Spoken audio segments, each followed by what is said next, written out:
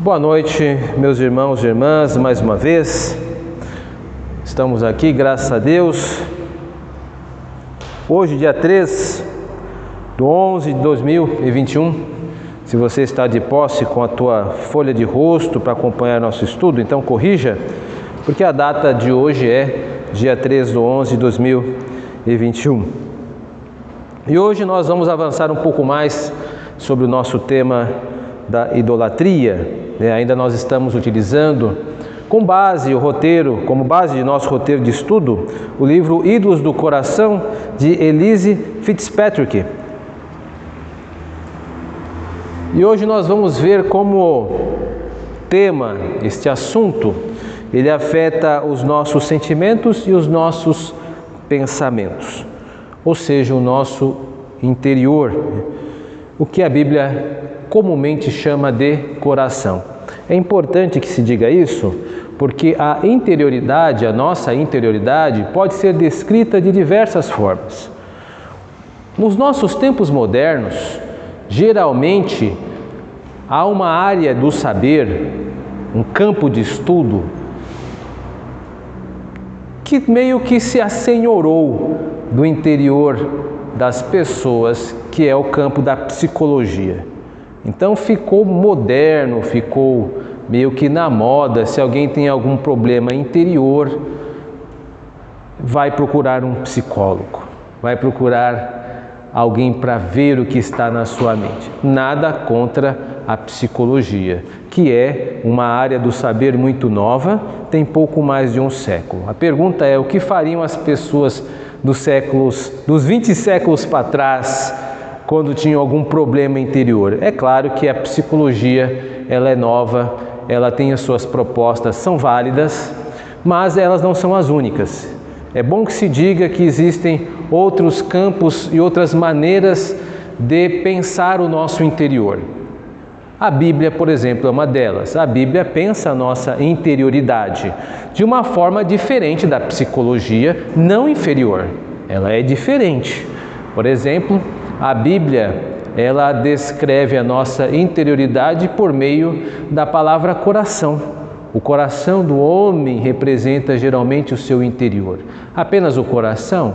Não, muitas vezes a Bíblia reconhece a alma também. Lembre-se aí do famoso Salmo 42, Porque estás abatida, ó minha alma, porque te perturbas dentro de mim. Ora, o que não é isto senão uma descrição de algo que está acontecendo de uma forma interior. E não podemos nos esquecer também da declaração do profeta Jeremias, no seu capítulo 17, verso 9, coração do homem enganoso, desesperadamente corrupto, quem o conhecerá? O coração também é utilizado para descrever esta interioridade. Então, é bom que se diga isso, porque a interioridade, o estudo da interioridade humana não pertence à psicologia ou qualquer outro campo do saber. A interioridade humana pertence a nós humanos, nós pessoas.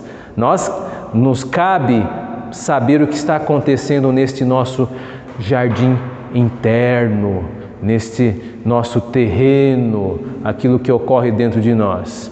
Não podemos delegar isso a nenhuma área do saber, a nenhum campo de estudo.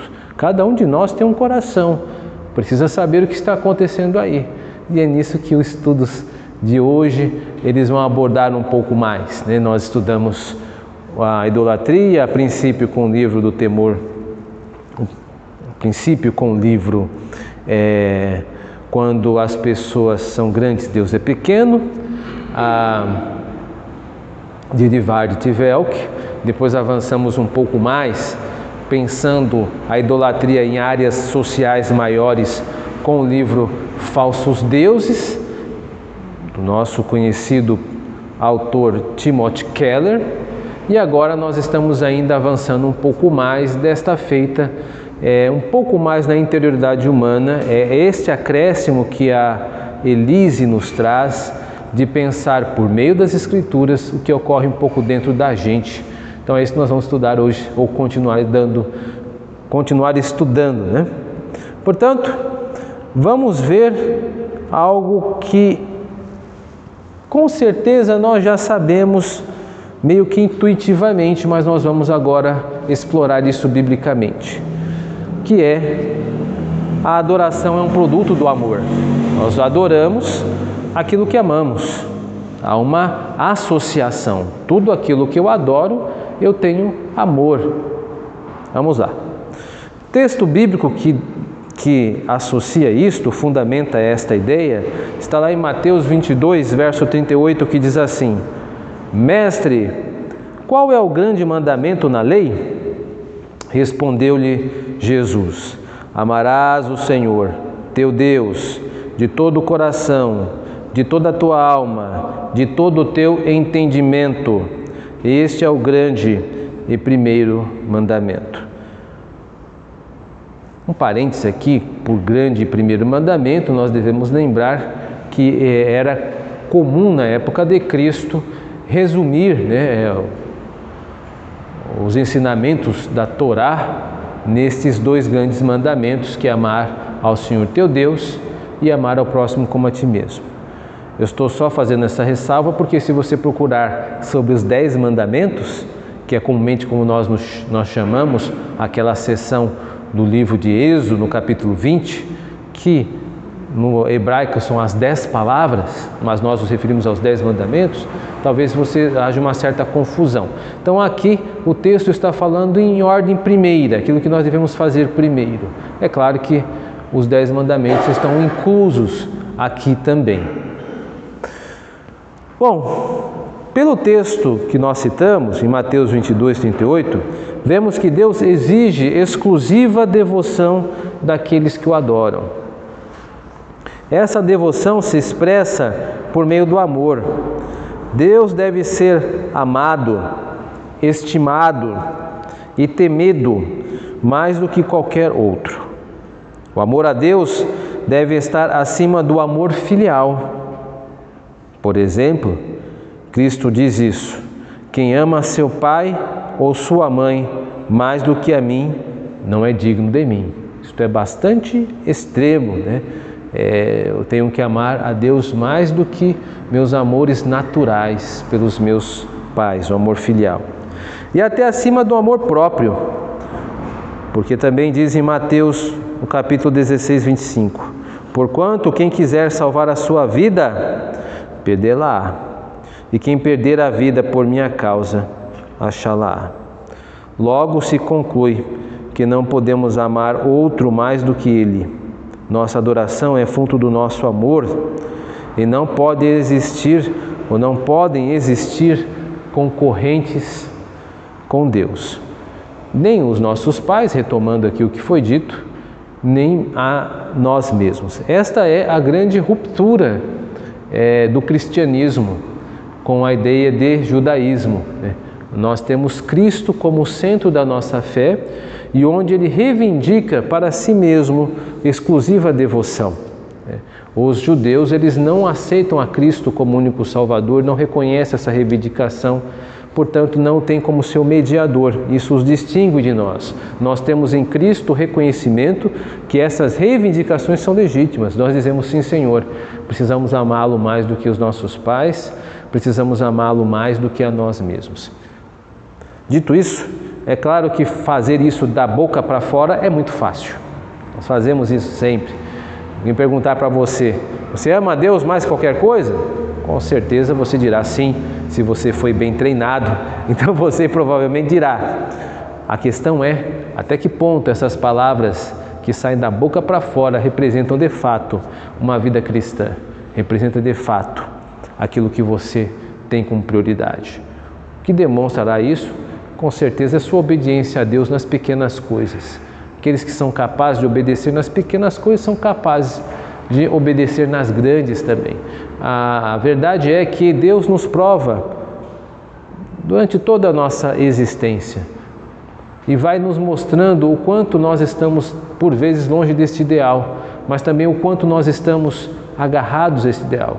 Por exemplo, não são poucos os cristãos que abriram mão de empregos por causa do amor a Deus.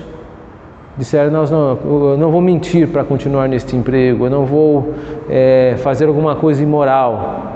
Isto é uma forma de amar a Deus. Quantas pessoas também em relacionamentos abriram mão de certos relacionamentos por causa de Deus. Eu não vou namorar ou me casar com aquela pessoa porque ela não é cristã, e mesmo os meus afetos estando comprometidos, eu vou entregar ao meu Deus o meu coração e cortar os meus laços. Não vou me ater a julgo desigual, por exemplo. Isto é uma demonstração de obediência a Deus, que estamos amando Ele mais do que a nós mesmos. Portanto, o amor a outros que não a Deus é idolatria. Por exemplo, o amor ao dinheiro é chamado de idolatria. Em Mateus 6,24 diz que nós não podemos ter dois senhores, ou amaremos um ou aborreceremos outro, não podemos amar a Deus e as riquezas. Efésios 5,5 chama a idolatria de avareza, chama a avareza de idolatria, reparo feito em tempo real.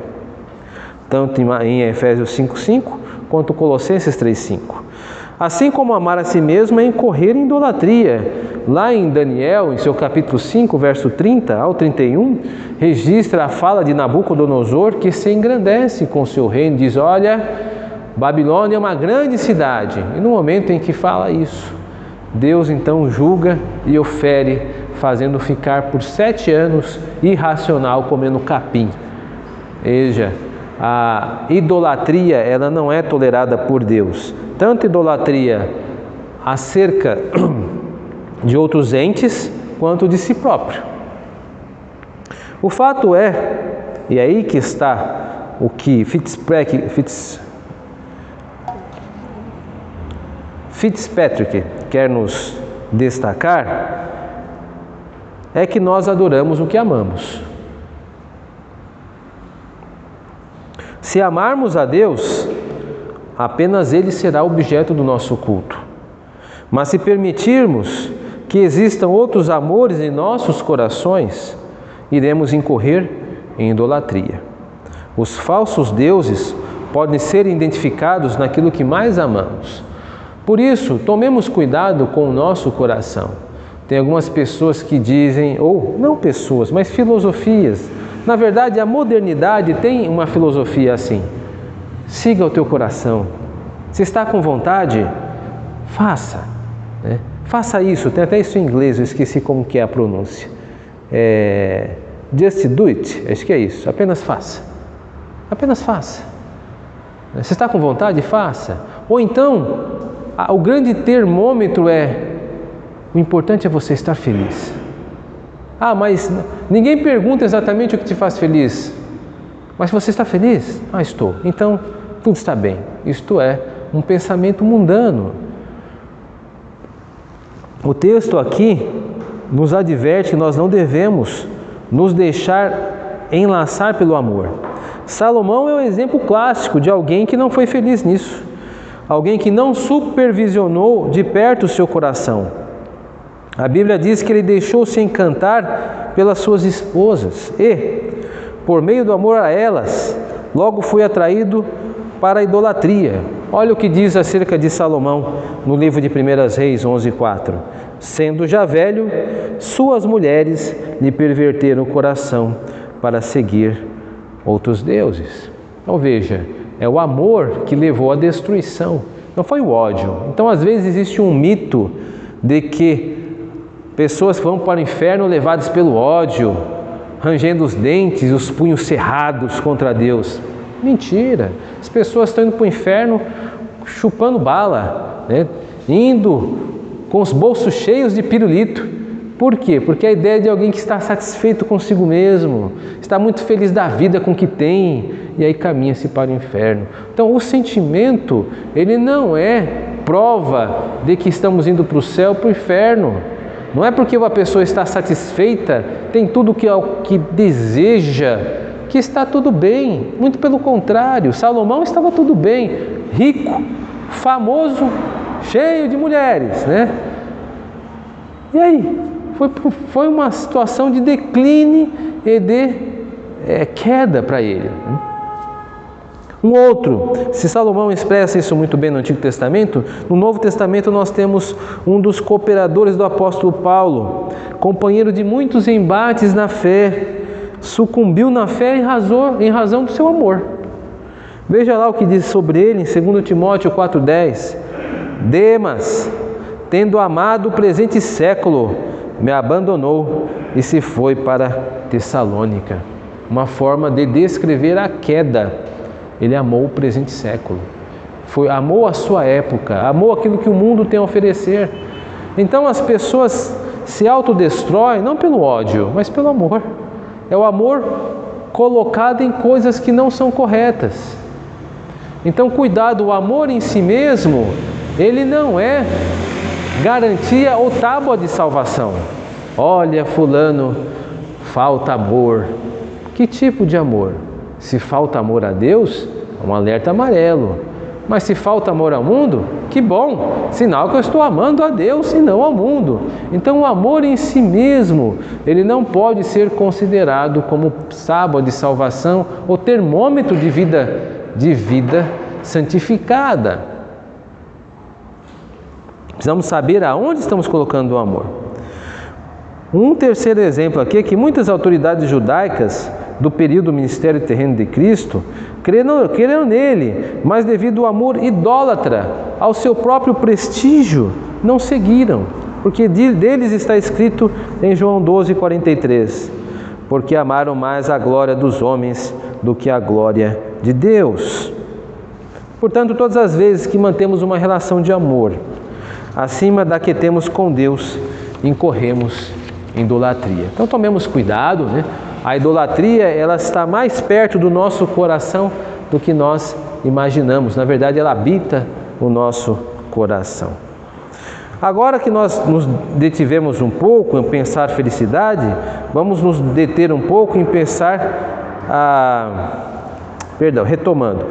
Agora que nós nos detivemos um pouco em pensar sobre o amor, como o amor nos leva à idolatria, nós adoramos aquilo que amamos, vemos também que a felicidade também indica o que nós adoramos, o que é que nos faz feliz, o que dá brilhinho nos olhos, né? Quando alguém diz alguma coisa, isso vai acontecer, seus olhos brilham, né? O que te traz felicidade? Vamos dar uma olhadinha para o velho texto, por velho não estou exagerando, texto de Gênesis 3:6, que fala acerca da queda do homem e da mulher.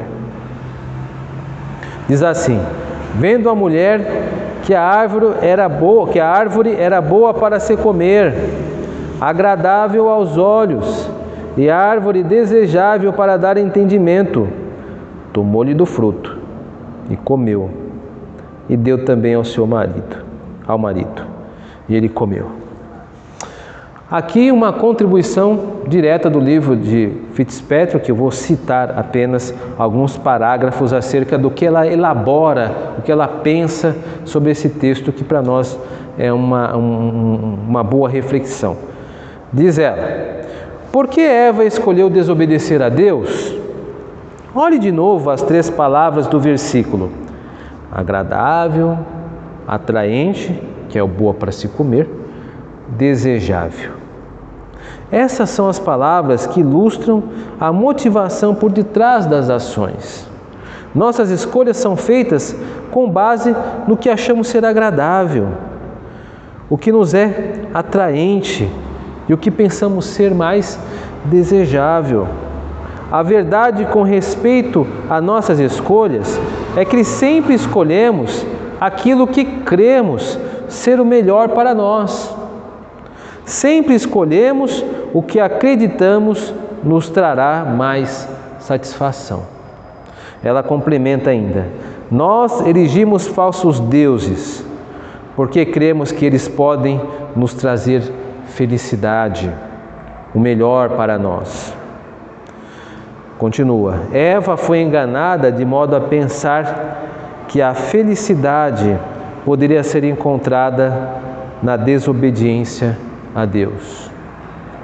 Portanto, por trás da adoração aos falsos deuses, encontra-se também uma busca por autossatisfação. As pessoas desejam a felicidade, desejam sentir-se plenas.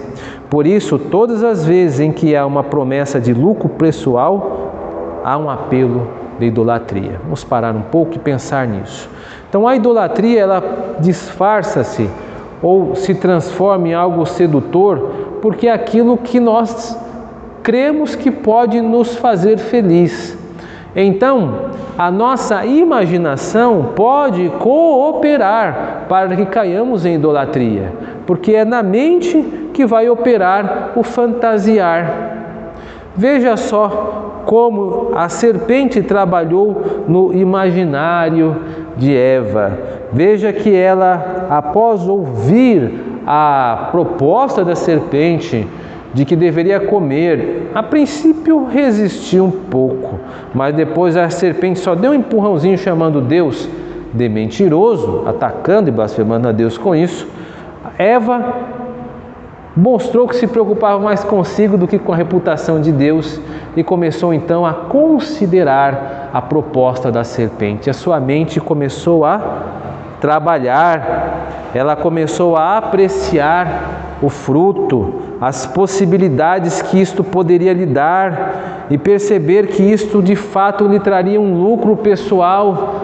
Portanto, a sua autossatisfação, ela ficou muito maior do que o seu amor a Deus.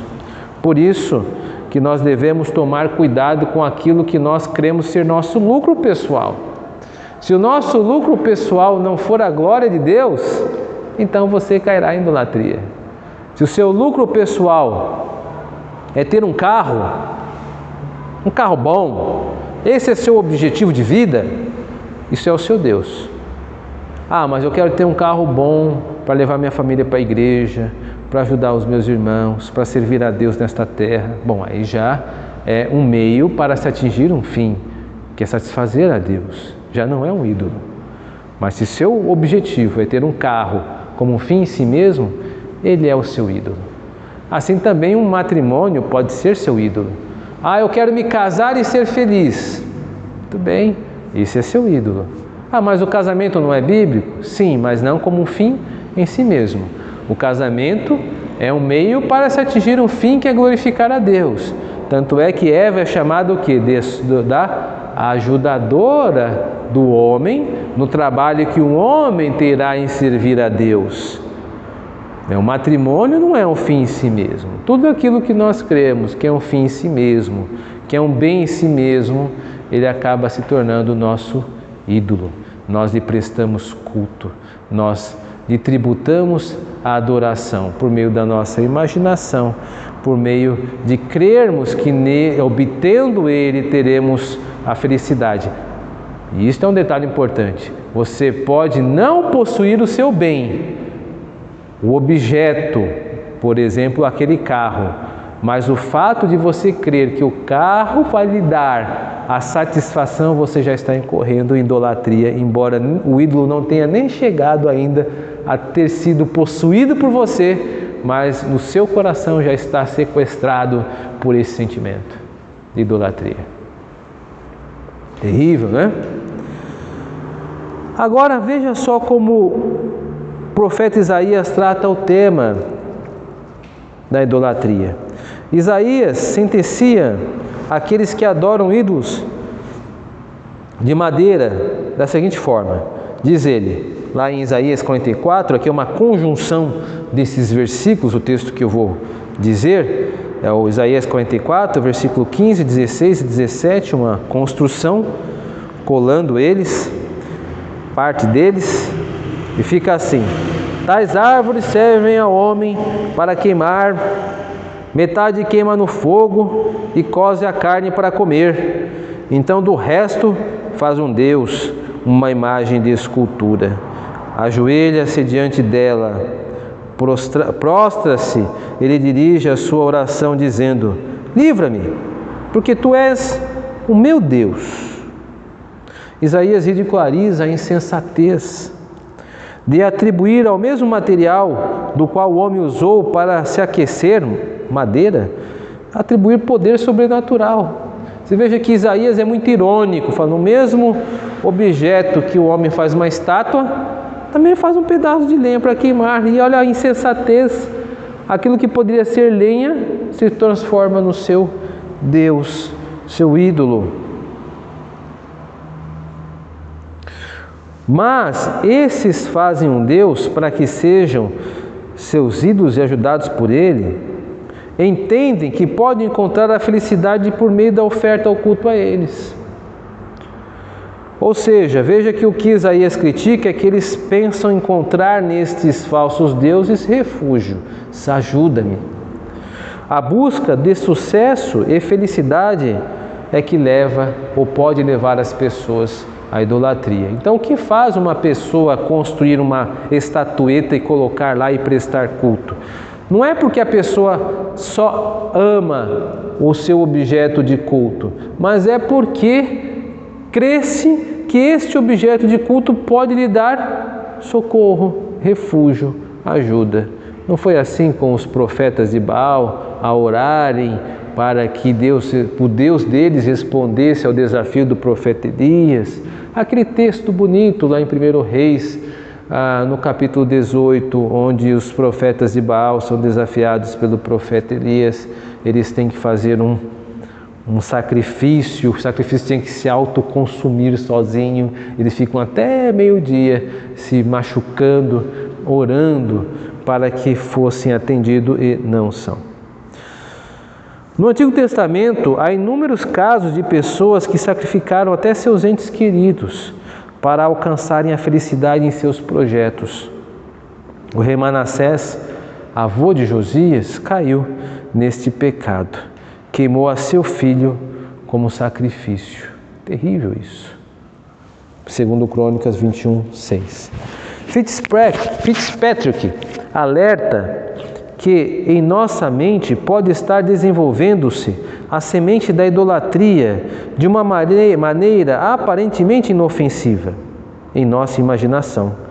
Porque lá está uma frase dela: em vez de moldar ídolos de madeira ou pedra, nós os moldamos em nossa imaginação, adorando aquilo que cremos que é capaz de nos trazer felicidade.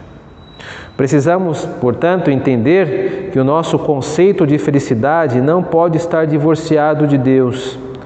Se pensarmos na felicidade como algo que diz respeito apenas às nossas aspirações, os nossos desejos, cairemos em idolatria.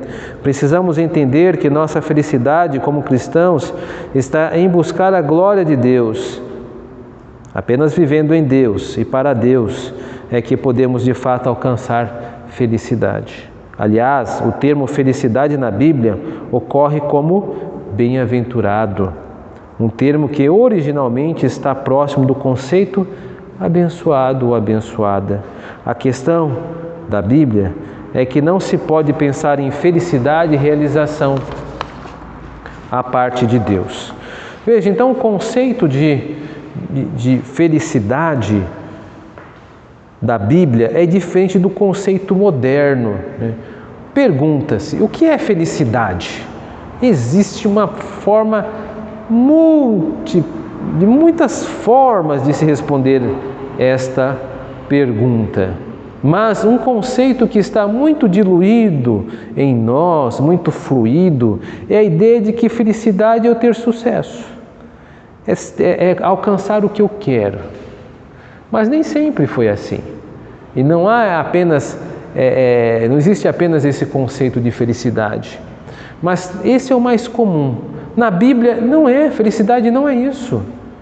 Felicidade na Bíblia é ser abençoado, a felicidade estar associado com Deus. Isso nós vemos lá desde Salmo, bem-aventurado o homem que anda no caminho do Senhor, etc, etc, etc.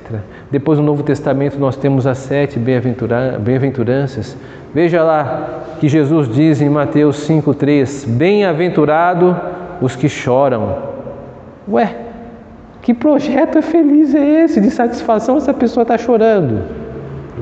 Bem-aventurado os que sofrem perseguição.